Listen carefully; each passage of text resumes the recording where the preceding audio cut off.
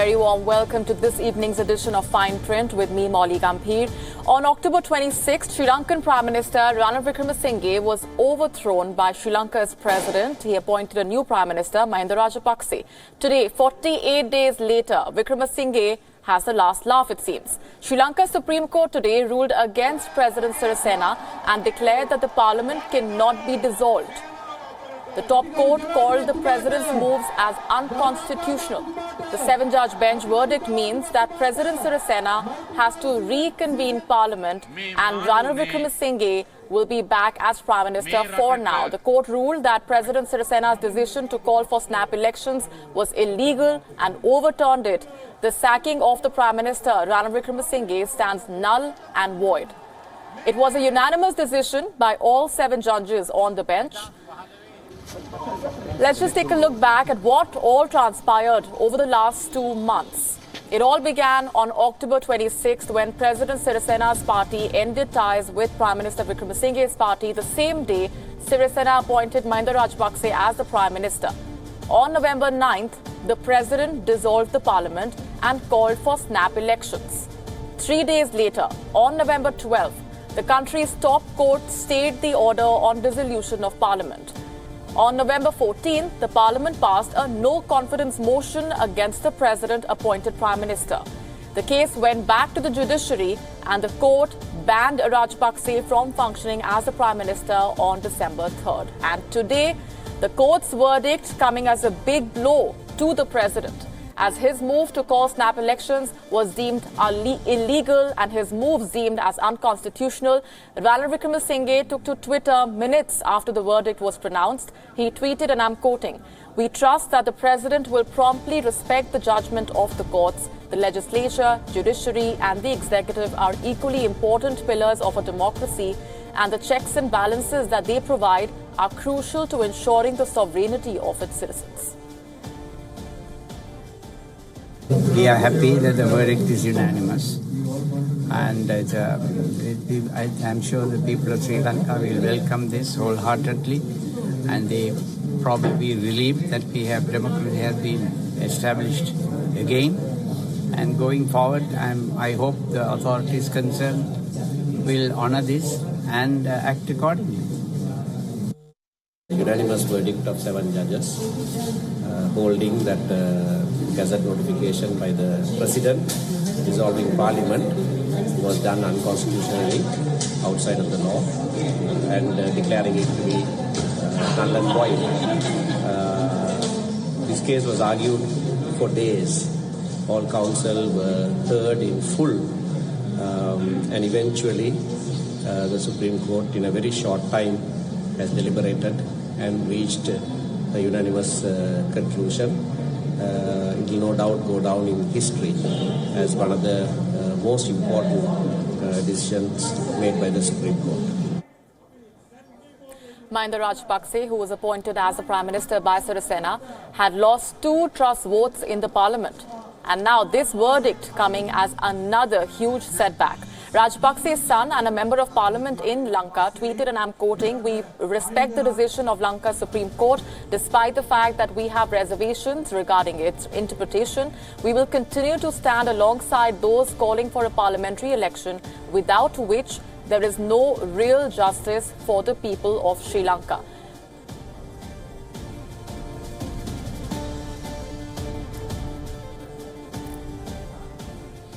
Joining us live from Colombo is Professor Rajiva Vijayasena, political analyst. Professor, what happens next? Does the court order today mean further chaos for Sri Lanka, or is this a huge step towards restoration of democracy? Well, I think the alternatives you put are not exactly the way I would look at it myself. I think the court decision is very clear that Parliament cannot be dissolved. I think there is a lot of ambiguity in the Constitution, but where there is ambiguity, you have to leave it for courts to rule, and the courts have made a unanimous judgment, which means Parliament must go on, unless it decides to dissolve itself, for at least another 15 months. But I think in your introduction, you slightly confused issues, because the question of dismissing Ranil Wickremesinghe as Prime Minister was an entirely separate question. There too, there is ambiguity in the Constitution.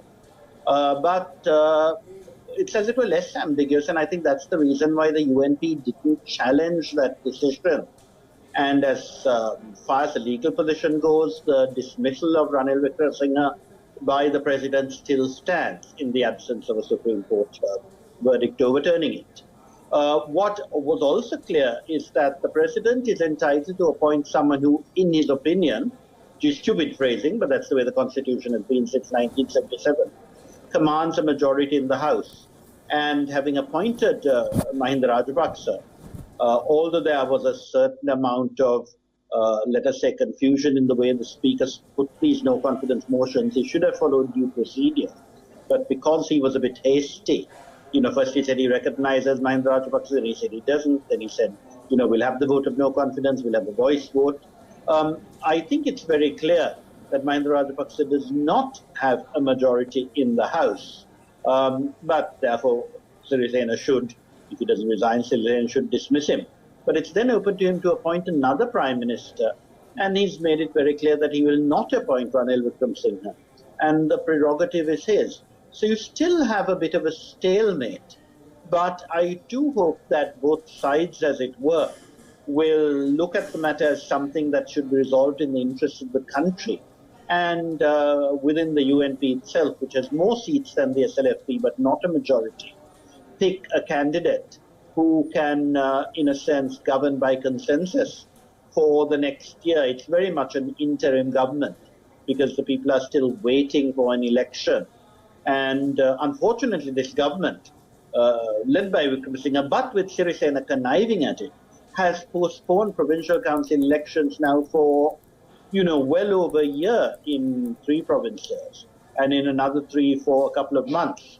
And they've been manipulating the law in order to do this. But our provincial council elections, which, if you remember, India helped to establish in 1987, have just not existed now for ages. And I think that's particularly shocking. And I hope we will at least have those elections, which should not have been postponed, happening very soon. The local government elections were postponed by 2 or 3 years. And the result when it came was a massive victory for Mahinda Rajapaksa against both Sirisena and Wickremesinghe. And I think that gave them a feeling that the country was on their side. Right, Professor. But I think that can only be tested when due elections are held, when due. Right. Do the proceedings today also open the way for potential impeachment motion against the president? No, I wouldn't have thought so at all, because there is clearly ambiguity. Impeachment, don't forget, requires a simple majority to put it in motion, but it requires a 2/3 majority. And, some of the people who have supported Wickremesinghe have said very clearly they will not support an impeachment.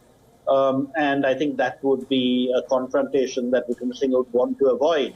You see, he knows he's very unpopular, and I don't think he'd want an election at all.